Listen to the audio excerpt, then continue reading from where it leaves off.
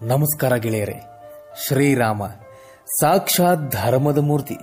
ಶ್ರೀರಾಮದೇವರು ಇಕ್ಷ್ವಾಕು ವಂಶದವರು. ದಶರಥ ಮಹಾರಾಜನ ಅತ್ಯಂತ ಪ್ರೀತಿಯ ಪುತ್ರ. ಮರ್ಯಾದೆ ಪುರುಷೋತ್ತಮನಾಗಿ, ನಮ್ಮ ಭಾರತೀಯ ಆದರ್ಶ ಪುರುಷನಾಗಿ, ಭಗವದ್ ಭಕ್ತರ ಆರಾಧ್ಯ ದೇವರಾಗಿ, ನಮ್ಮ ಸಂಸ್ಕೃತಿಯ ಹೆಮ್ಮೆಯ ಪ್ರತಿರೂಪವಾಗಿರುವುದೇ ನಮ್ಮೆಲ್ಲರ ಸೌಭಾಗ್ಯವಾಗಿದೆ.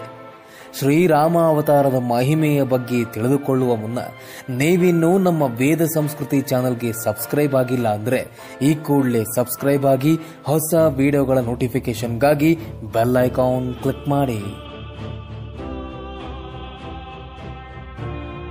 ಗೆಳೆಯರೆ, ಚೈತ್ರ ಶುದ್ಧ ನವಮಿಯ ಬುಧವಾರ ಪುನರ್ವಸು ನಕ್ಷತ್ರದ ಕರ್ಕಾಟಕ ರಾಶಿಯಲ್ಲಿ ಕರ್ಕಾಟಕ ಲಗ್ನದಲ್ಲಿ ಈ ಭವ್ಯ ಭಾರತದ ಭೂಮಿಯಲ್ಲಿ ಜನಿಸಿದನು. ಮಹಾವಿಷ್ಣುವಿನ ದಶಾವತಾರದಲ್ಲಿ 7ನೆಯ ಅವತಾರವಾಗಿ ನಮ್ಮೆಲ್ಲರ ಕಣ್ಮಣಿ ಶ್ರೀರಾಮದೇವರು. ಶ್ರೀರಾಮದೇವರು ಬಹು ಪರಾಕ್ರಮಿಯಾಗಿದ್ದ, ಶೂರನೂ ಧೀರನೂ ಆಗಿ ಸತ್ಯವಂತನಾಗಿದ್ದ, ನೀತಿವಂತನಾಗಿದ್ದ, ಬುದ್ಧಿವಂತನಾಗಿದ್ದ, ಉತ್ತಮ ವಾಗ್ಮಿಯೂ ಆಗಿದ್ದ, ಅಜಾನುಬಾಹುವಾಗಿದ್ದ. ವಿಶಾಲವಾದ ಎದೆ, ಉದ್ದವಾದ ತೋಳುಗಳು, ಎಂಥವರನ್ನ ಆಕರ್ಷಿಸುವ ಮೈಕಟ್ಟು, ಮಿಂಚುವಂತಹ ಬಣ್ಣದಿಂದ ಅತ್ಯಂತ ಸುಂದರನಾಗಿದ್ದ. ಇಂತಹ ಶ್ರೀರಾಮದೇವರು ಧರ್ಮಜ್ಞನಾಗಿದ್ದ. 4 ವೇದಗಳ ಅಧ್ಯಯನ ಮಾಡಿ ಜ್ಯೋತಿಷ್ಯ ಶಾಸ್ತ್ರಗಳನ್ನ ಬಲ್ಲವನಾಗಿದ್ದ. ಎಲ್ಲ ಶಾಸ್ತ್ರಗಳಲ್ಲಿ ಆತ ವಿಶಾರದನಾಗಿದ್ದ. ತಾಳ್ಮೆಯಲ್ಲಿ ಭೂದೇವಿಗೆ ಸಮಾನನಾಗಿದ್ದ. ಪರಾಕ್ರಮದಲ್ಲಿ ಈತ ಕಾಲಾಗ್ನಿಯಂತೆ ಸಾಕ್ಷಾತ್ ಧರ್ಮದೇವತೆಯಾಗಿದ್ದ. ಎಲ್ಲರೂ ಮೆಚ್ಚುವಂತೆ ಭೂಲೋಕದಲ್ಲಿ ಎಲ್ಲರಿಗೂ ಪ್ರಿಯನಾಗಿದ್ದ. ಶ್ರೀ ಶ್ರೀರಾಮ ಜನಕರಾಜನ ಕುಮಾರಿಯಾದ ಸೀತಾದೇವಿಯನ್ನ ವಿವಾಹವಾಗ್ತಾನೆ.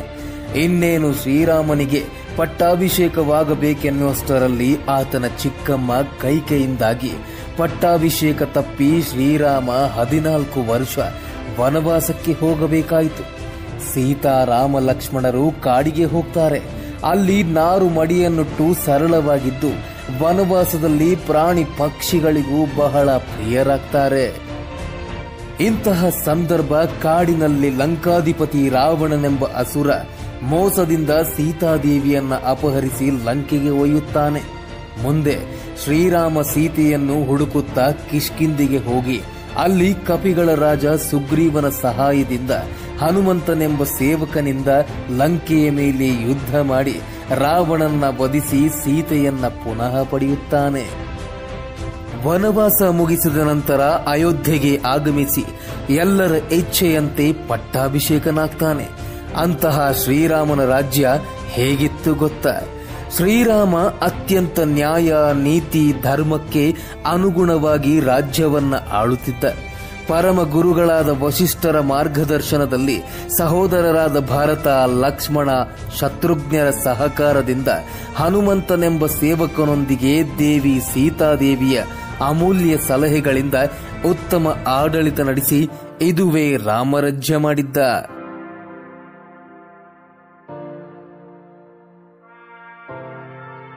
ಇಂತಹ ರಾಮರಾಜ್ಯದಲ್ಲಿ ಕಳ್ಳ ಕಾಕರ ಭಯವಿರಲಿಲ್ಲ. ಜನರಲ್ಲಿ, ಅಧಿಕಾರಿ ವರ್ಗಗಳಲ್ಲಿ ದುರಾಸೆ ಇರಲಿಲ್ಲ. ತಮ್ಮ ತಮ್ಮ ಕೆಲಸಗಳನ್ನ ಎಲ್ಲರೂ ಕರ್ತವ್ಯವೆಂದು ಭಾವಿಸಿ ನಿರ್ವಹಿಸುತ್ತಿದ್ರು. ಜಾತಿ, ಮತ, ಪಂಥಗಳೆಂಬ ಭೇದಗಳಿಲ್ಲದೆ ಎಲ್ಲರೂ ಸಹೋದರಂತೆ ಇದ್ದರು. ರಾಜ್ಯದಲ್ಲಿ ನಿಸ್ವಾರ್ಥತೆ, ಪ್ರಾಮಾಣಿಕತೆ ಇತ್ತು. ಕಾಡು ಪ್ರಾಣಿಗಳು, ಸಾಕು ಪ್ರಾಣಿಗಳು ಅನ್ಯೋನ್ಯತೆಯಿಂದ ಇದ್ದವು. ಕಾಲಕಾಲಕ್ಕೆ ಉತ್ತಮ ಮಳೆ ಬೆಳೆಯಾಗಿ ರಾಮರಾಜ್ಯ ಸಮೃದ್ಧವಾಗಿತ್ತು. ರಾಮರಾಜ್ಯ ರೋಗ ರುಜಿನಗಳಿಲ್ಲದ ರಾಜ್ಯವಾಗಿತ್ತು. ಸ್ನೇಹಿತರೆ, ಶ್ರೀರಾಮದೇವರ ಶ್ರೀರಾಮ ಮಂತ್ರ ಎಷ್ಟೊಂದು ಮಹತ್ವ ಪಡೆದಿತ್ತು ಎಂಬುದಕ್ಕೆ ಪರಶಿವನೇ ತನ್ನ ಪತ್ನಿ ಪಾರ್ವತಿ ದೇವಿಗೆ ಹೇಳುತ್ತಾನೆ. ಶ್ರೀರಾಮ ಶ್ರೀರಾಮ ಶ್ರೀರಾಮ ಎಂದು ಪ್ರತಿನಿತ್ಯ ಭೂಲೋಕದ ಜನರು 3 ಬಾರಿ ಶ್ರದ್ಧಾ ಭಕ್ತಿಯಿಂದ ಜಪಿಸಿದರೆ ಮಾನವರ ಎಲ್ಲ ಕಷ್ಟಗಳು ಪರಿಹಾರವಾಗುತ್ತವೆ ಎಂಬುದಾಗಿ. ಹಾಗಾಗಿ ಎಲ್ಲರೂ ನಾಳೆ ಎನ್ನದೇ ಇಂದೇ ಶ್ರೀರಾಮನಾಮ ಜಪಿಸಿ ತಮ್ಮ ತಮ್ಮ ಜೀವನವನ್ನ ಪಾವನಗೊಳಿಸಿಕೊಳ್ಳಬಹುದು. ಎಲ್ಲ ಮಂತ್ರಗಳಿಂದ ಶ್ರೀರಾಮ ಮಂತ್ರ ಸರ್ವಶ್ರೇಷ್ಠವೆಂದು ಋಷಿಮುನಿಗಳು ಸಾರಿ ಸಾರಿ ಹೇಳಿದ್ದಾರೆ. ಪ್ರತಿನಿತ್ಯ ಶ್ರೀರಾಮನಾಮ ಜಪಿಸಿ ಪಠಿಸಿ ಶ್ರೀರಾಮ ದೇವರ ಅನುಗ್ರಹಕ್ಕೆ ಪಾತ್ರರಾಗೋಣ. ಮತ್ತಷ್ಟು ಕುತೂಹಲಕಾರಿ ವಿಷಯಗಳೊಂದಿಗೆ ಮತ್ತೆ ಸಿಗ್ತೀನಿ. ಅಲ್ಲಿಯವರೆಗೆ ಜೈ ಹಿಂದ್, ಜೈ ಕರ್ನಾಟಕ.